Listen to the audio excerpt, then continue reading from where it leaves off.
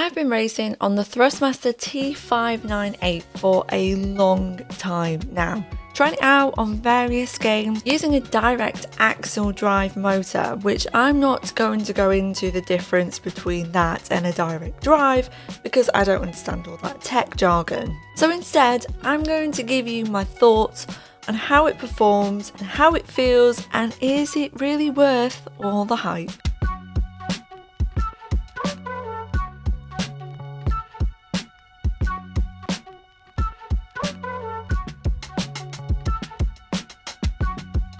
Direct axle drive motor is a step above the direct drive system, apparently. So in basic terms, this does a better job than a direct drive does with issues like overheating and cogging. And whilst I'd agree that the cogging is not really an issue, overheating is, especially on higher settings. Now this doesn't cause it to not work, I've not had that problem at all, but it is a little bit of a worry. From my point of view, there's really no difference between a direct drive and this. Yes, there are some improvements, but there's also a couple of drawbacks. The wheelbase has good accuracy, and coming from a belt-driven wheel, you will certainly notice. It has a consistent torque of 5 Newton meters and added features making it feel like it's going beyond the 5 Newton meters. The wheel gains more power when turning, and I definitely felt more power when crashing.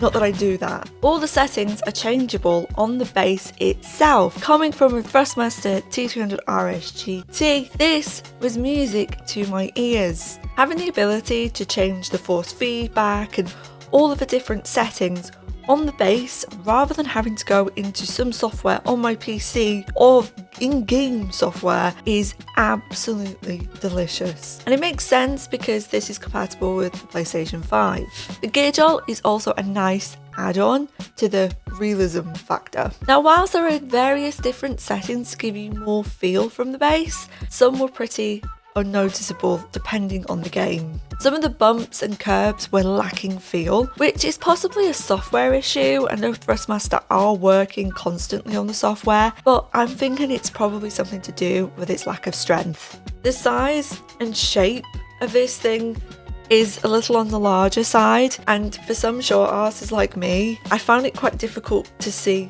over it. On a rig, it's pretty much stuck at this, and where I am, I can't see the bottom bit of my monitor. Overall, the base gives a good experience for a direct drive, and for the price, it's a really good start for getting into more realism in your sim racing life.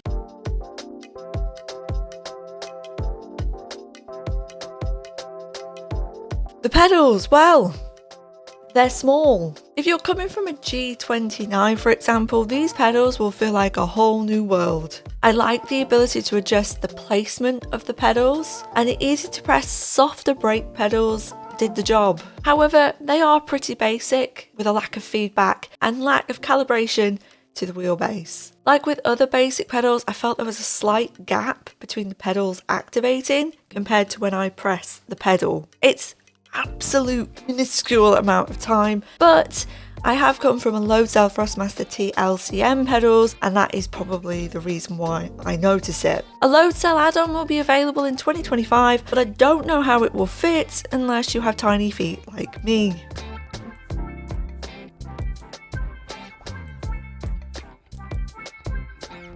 The wheel is definitely where they have saved some money, and I'm not mad at that. It's plastic with rubber grips. It's nice to hold with enough weight, and it's around 12 inches, making this a nice fit into most sized hands. The buttons do their job, and the pedals equally too. However, it does lack a quality feel, but it does the job perfectly. The quick release means it's compatible with many Thrustmaster wheels, and the process of switching them out is also very easy. So I've tried this wheel on many games. I'm going to give you a brief kind of overview of where it did well and where it didn't do so well. Where it did well was surprisingly on the Ultimate. I was quite surprised but it worked so well. I definitely felt a difference in changing feedback strength. I could change everything that I needed to. It connected really easily and felt pretty good.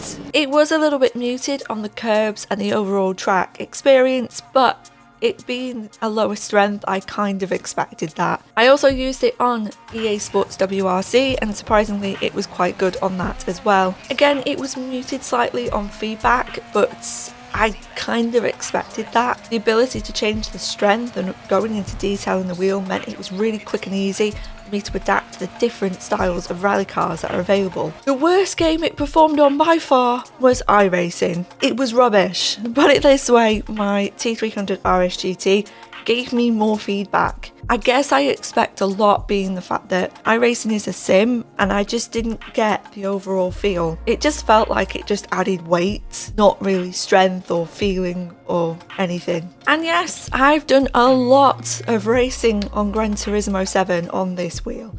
And it's fine. It works perfectly well. It provides me with more accuracy than my T300 RS GT did. I definitely feel the road more and I feel a lot more confident playing the game than I did previously. However, the pedals are just a no for me over the broad scale of every single game. I just think coming from the load cell pedals, I've really noticed the difference and I don't feel as confident getting on the brake on these pedals as I would do with a load cell, which is kind of to be expected. So, would I recommend the Thrustmaster T598? It depends. This wheel is for people who are getting in to direct drive, that are making that step up from something like a Logitech G29. I want to feel more realism for a lot less price than a Fanatec, for example. People that are reviewing this have a lot more higher spec sim racing equipment, and that's fine. However, it's not trying to fight with them. It's not trying to go into battle with the Fanatec DD Pro at all. I mean, it's what, £500, £600, £700 less. Doesn't have anywhere near the power that does. If you've got something like that, this isn't for you. You're going to notice the difference between it and you're going to feel that it's a bit of a downgrade. However, if you've got a belt driven wheel, this will be a nice little upgrade to getting that overall realism that you're wanting from sim setup. I went from a T300 RS GT and the difference between them, I kind of worry if it's worth £250 more. It can be in certain aspects, but really, other than having more accuracy, that's all I really felt a difference with. I definitely downgraded on the pedals, I downgraded on the wheel quality. The only thing that was really worth that upgrade was the base, and this is why I'm going to give you a tip on wait until this comes out on its own. Buy the base because this is definitely the best part of it. Get yourself a different wheel add-on and go on eBay and find some low cell Thrustmaster pedals, and that will be a really nice, cheap but good setup for PlayStation players. And the all-important factor out of everything is, did I get any quicker? No. Listen, a lot of sim racing is about skill, and I know a lot of people think that buying a brand new wheel that my favourite esport driver drives will make me a good 10 seconds quicker, but that is simply just not the case. If you are 4 or 5 seconds slower than your favourite World Series driver, buying a direct drive wheel, a Fanatec DD Pro, isn't really going to change a lot of that. It's about skill and ability. I've seen some of the fastest drivers rock a controller, rock the G29. Levicious, Liam, I'm sure he used to have a G29 before he got his direct drive wheel. Don't get me wrong, he did get quicker on the direct drive, but Liam was on pace with a lot of the World Series drivers. He was an A+ driver. If you're a second slower than a World Series driver, you're going to be able to improve with this, but it is mainly down to skill, and this and a direct drive pro, all them other good wheels, are not going to be able to teach you the fundamentals of skill and ability on a sim. I think I'm probably about the same. I'm about 2.5 seconds off sort of World Series drivers, sometimes a little bit more. I don't think I would get any quicker with this, and I genuinely don't think I get any quicker with a DD Pro, to be honest. And last but not least, put this on a sim rig. I would suggest it, however it will go on a desk, and it was perfectly fine when I used it on a desk. It's not that strong and it didn't tip the desk over, so it does work. However, a rig is probably going to give you the better experience, and ironically we're proudly sponsored by GT Omega. This is the Titan rig, which I absolutely love, and if you use code JUSTHAN you'll get 5% off anything you buy on GT Omega's website. Although this didn't fit on my rig and I had to get the adapter to fit it onto my rig, which is also available on GT Omega's website. I don't know if that's going to be a problem for other rigs, but I think that is possibly over the broad scale of GT Omega products. It's just where the shape of this and where the screws are meant to go are just in the wrong place for the fittings that are in place. It comes with the clamps for the desk and that works perfectly well. So there we have it, my overall opinions of this bad boy. If you are into racing game content, make sure you do subscribe to this channel, and if you did find this video helpful in any way, then make sure to tickle the like button. Thank you so much for watching.